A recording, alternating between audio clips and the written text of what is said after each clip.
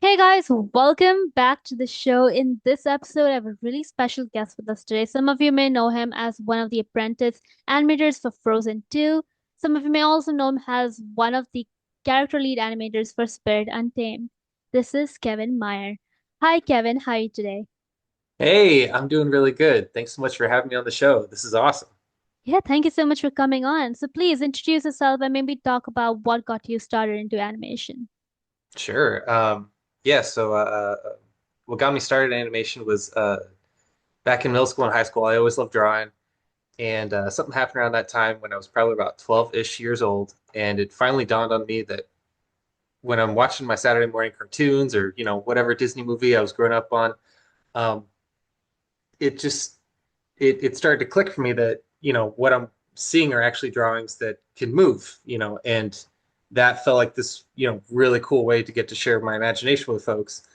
um, and Yeah, I was hooked. I had to do it. I remember uh, it was this VHS extra. I don't know if you know what a VHS is, but before DVDs, movies would come out on like a VHS. It was like a cassette player. You put it into your TV, and you could watch a movie that way at home. And it was one of those VHS extras where it was Tarzan tree surfing, across the branches, and uh, uh, the the moment starts with an animator, doing the drawings, right, and the camera is looking at the animator doing the drawings, and he's rolling the paper back and forth, so you get to see every different pose, every different drawing, and as he zooms into it, as the camera zooms into it, there's this, movie magic crossfade. I didn't know that's what it was called at the time, but then it's just like the characters moving on their own, and then he gets colored in, and then the background crossfades into, and the music starts building up, and then he does this epic jump and leap and looks right back at camera, and you see the logo and it goes Tarzan, and that was like it made sense to me. Then I'm like, oh my god, like this guy knows how to make drawings move. I got to do that. What's it called? Animator. Sweet. And then the the game was afoot, or the quest was known. Then that's what I had to do, and I've been chasing it ever since. Yeah. Yeah, honestly, that story is just so fascinating, especially with like the way you describe it. It almost reminds me a little bit of Mickey Mouse, kind of how every Disney movie starts with that little like Mickey Mouse logo kind of whistling and Hmm. on the sailboat, and then kind of show us like different pages of, animation. Hmm. It's Yeah, for just sure. it's just interesting to see all of that play out, and I kind of wanted to ask you, with animation, you're kind of forced to create like movement frames, right? And it's Yeah. created frame by frame. So do you think that the Hmm. process changes how you view storytelling, or do you think the storytelling comes before you even think of the characters that you're trying to make? Oh man, that's such a great question. I'd say both.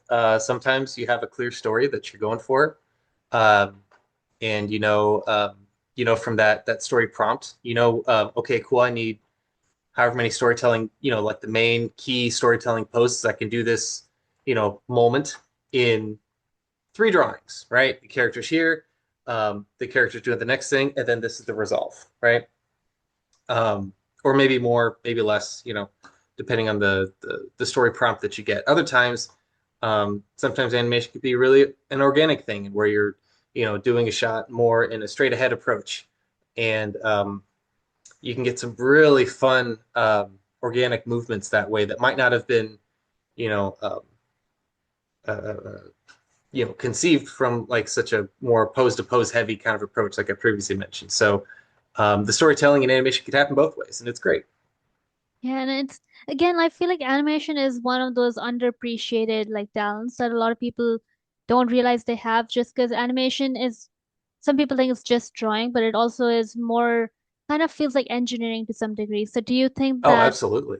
Yeah. do you think that the animation is more of like a liberal art type thing, or would you say STEM is involved with in it to some degree? Sorry, what was the latter half of that? Like, do you think like animation is more close to art or engineering, kind of in the STEM category, or would you say it's still Oh very man. liberal artsy? Uh, I think animation is like a beautiful blend of both, honestly. I think uh,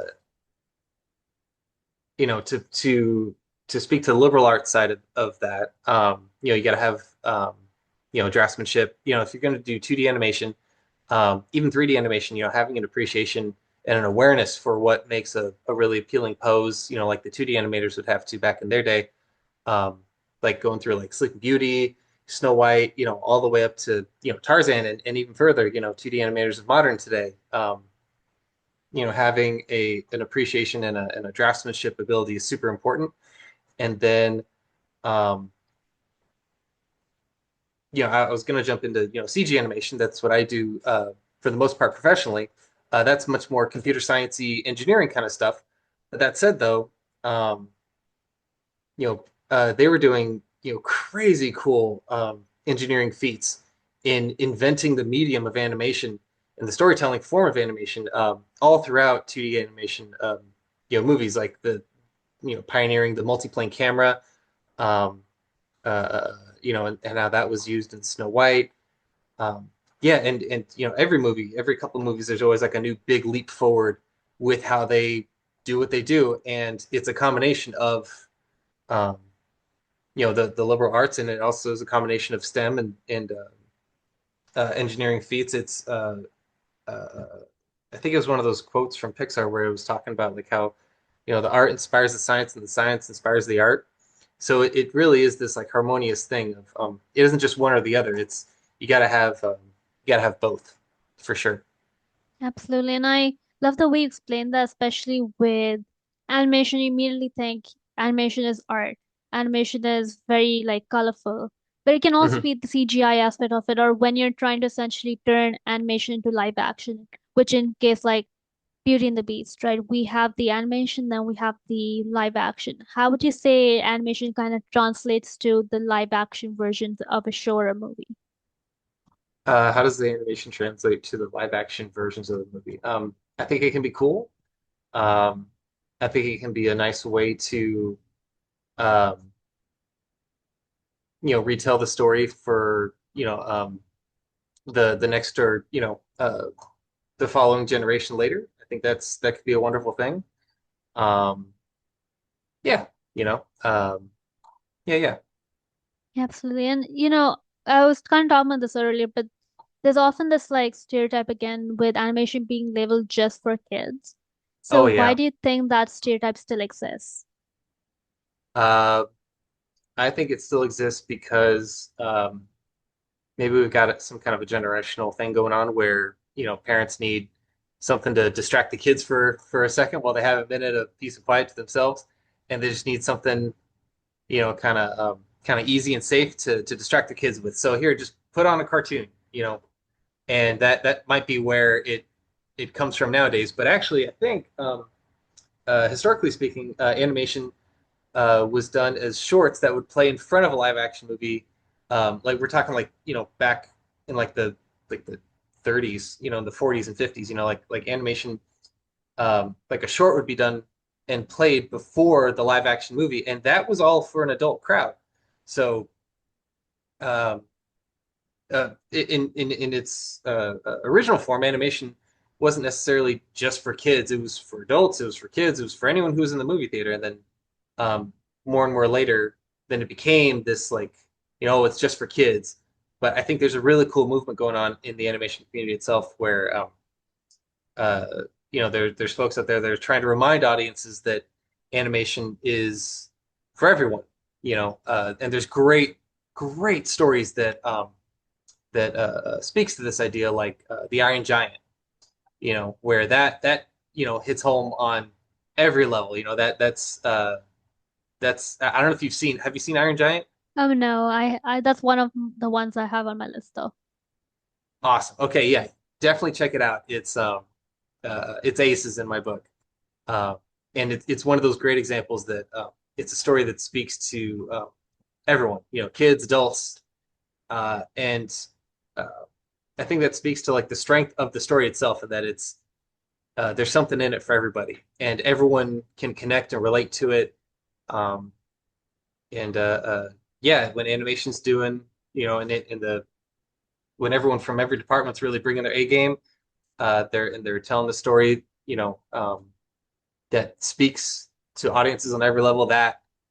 to me is like just a that's truly a work of art and engineering and everything. Just it's biscuits and gravy. It's one of those kind of stories of our time for sure. 100%. And like, I think the way you just explained that is truly encapsulative of how the entertainment industry works, in the sense that now that we have also like short form content, right? Animation has Mm, now not even, even though it's labeled as kids still, it's kids are now on YouTube and social media as their form of, or their version of animation, right? We do not see like movies like Coco, Frozen, and all those like classics are now being kind of pushed down to like as a nostalgia piece, but not as something that's mm. primarily watched, right?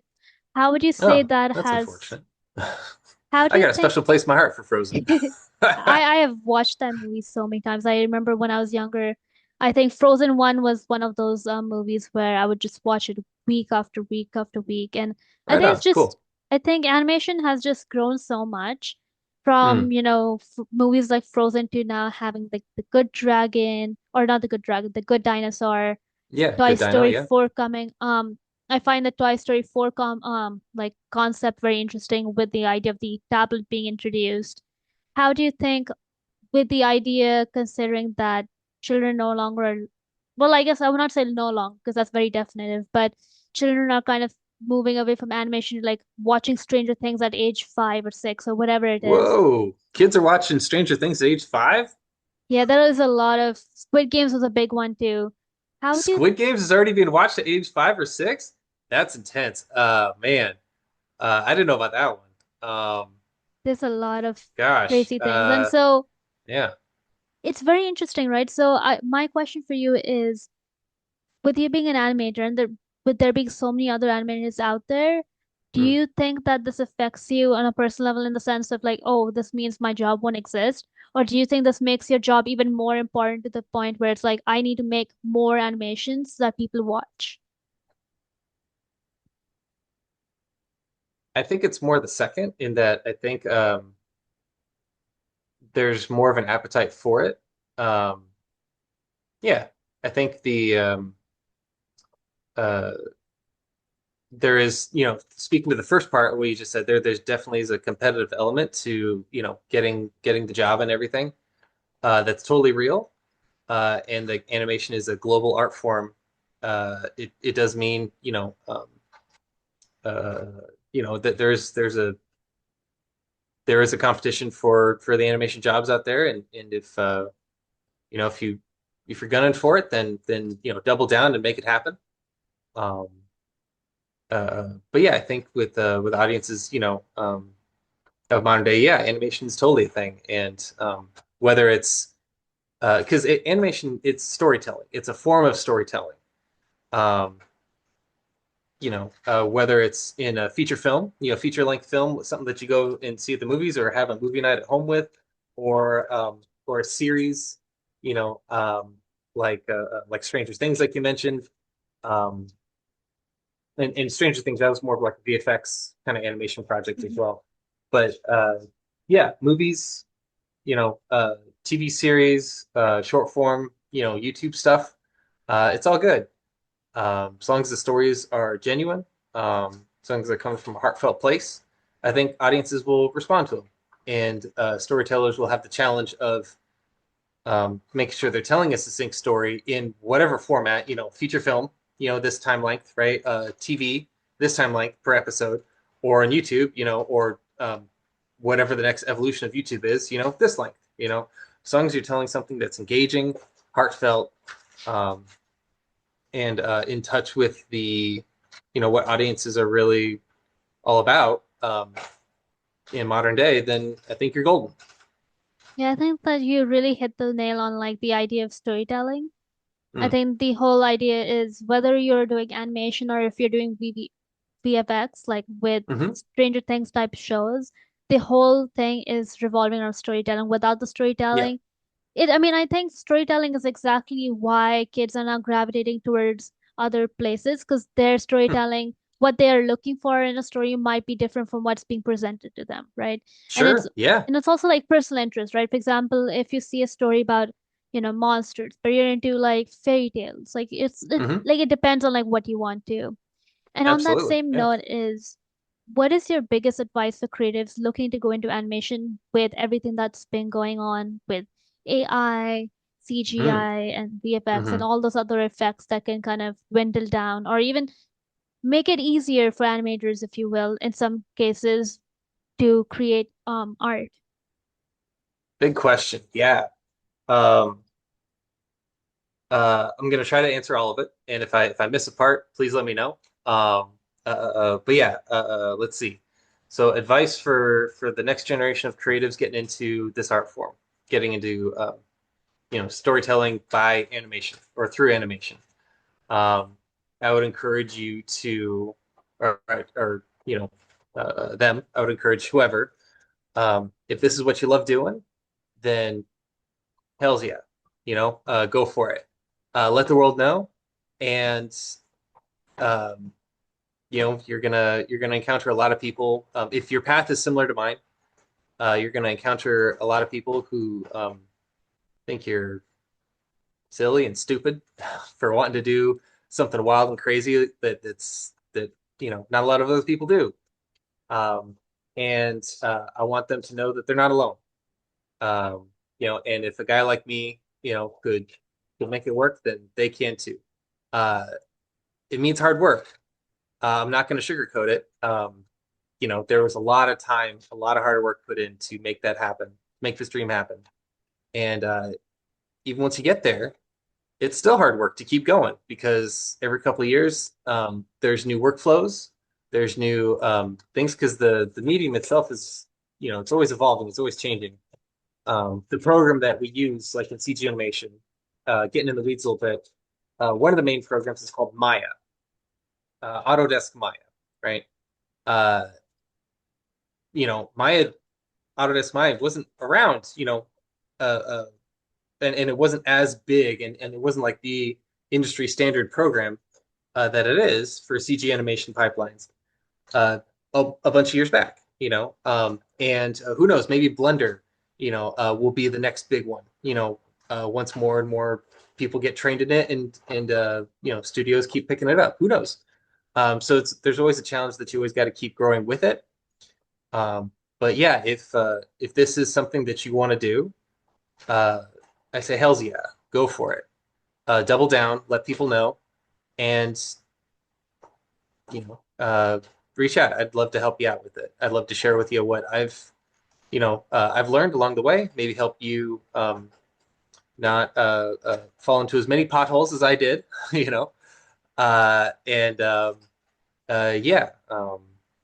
Then okay. The next part of your question was about it was getting into like AI, and but then you also mentioned VFX. Could you clarify that for me, please? Yes, that I kind of was I guess VFX like I'm not even sure if this is like a technical term, but VFX is kind of using AI if not a form of AI, correct? Oh, no, I think VFX animation is still hand keyed from what I've experienced.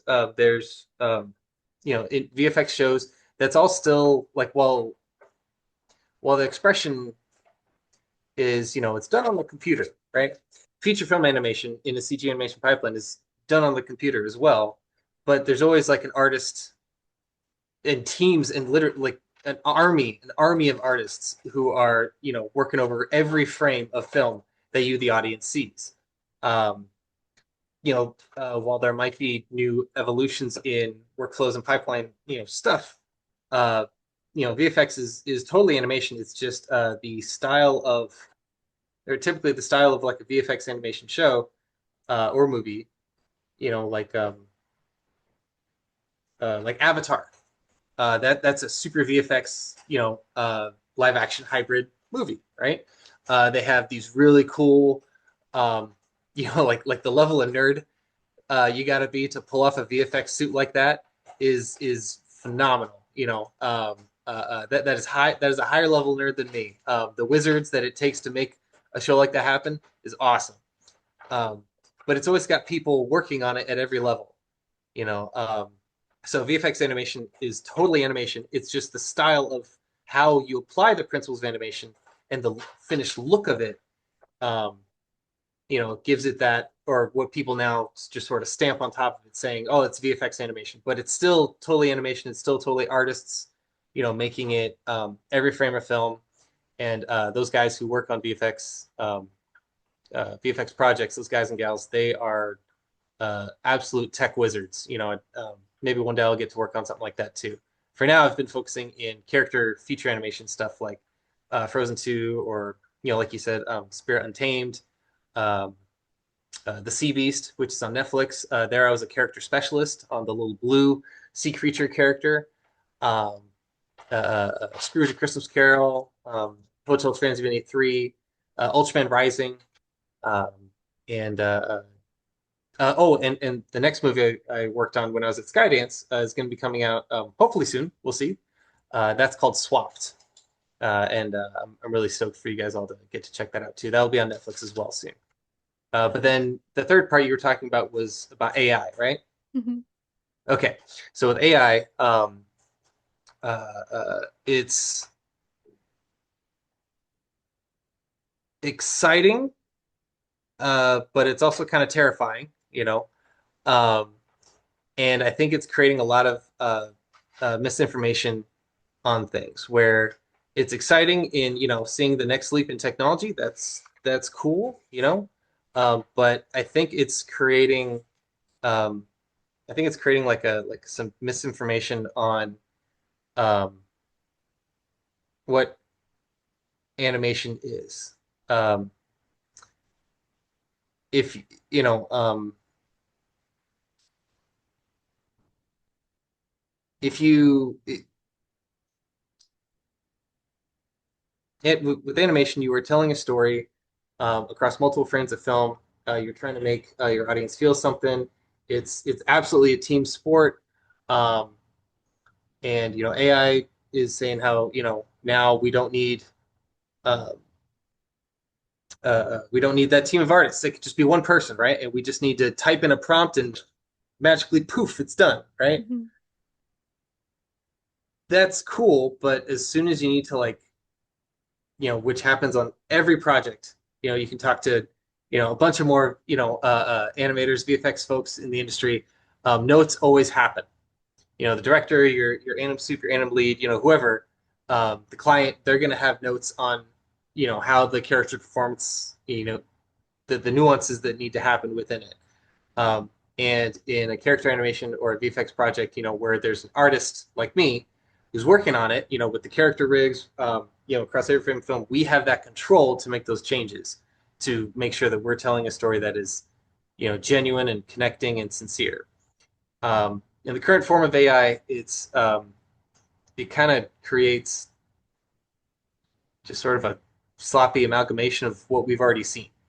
That's cool, but it doesn't have the same magic that you know what this from what I've personally experienced with this team of artists can create, and from my opinion, create really really well. It takes us longer, but I think it genuinely resonates with audiences um, 1,000%. Meanwhile, this AI stuff we're seeing currently, it's kind of cheap looking, and it's kind of uncanny valley scary looking too, where like a character will suddenly have like six fingers or whatever, and it's like, you know. Um, so yeah, I would say it's exciting, but it's also kind of terrifying. Um, and Yeah, I think what's most important is audiences understand that when they're looking at a movie, they're looking at something that, or a TV show or something, you know, um, uh, they're looking at a lot of artists working really hard to tell a story and entertain you. And that, is important. That to me has worth, So, next time you're watching, a movie, watch through the whole credits because everybody worked really hard to make it happen, and everyone deserves their moment with a little bit of spotlight on them. So, yeah. Absolutely. And I think that's like the perfect way to end the episode too, just because number Cool. one, we need to give the flowers to the animators and the producers and everyone else who you don't see actively on the screen, especially if it's like a live action or especially if it's like an animation where the only thing you see on the screen is the animators' work. So truly, it is the hard work of the animators and the people who came up with the storyline that makes a movie Absolutely. possible like that. And Yeah, yeah, that's and a why big shout I. out. Oh, sorry, Yep, really no, quick, please, just please to continue. Yeah.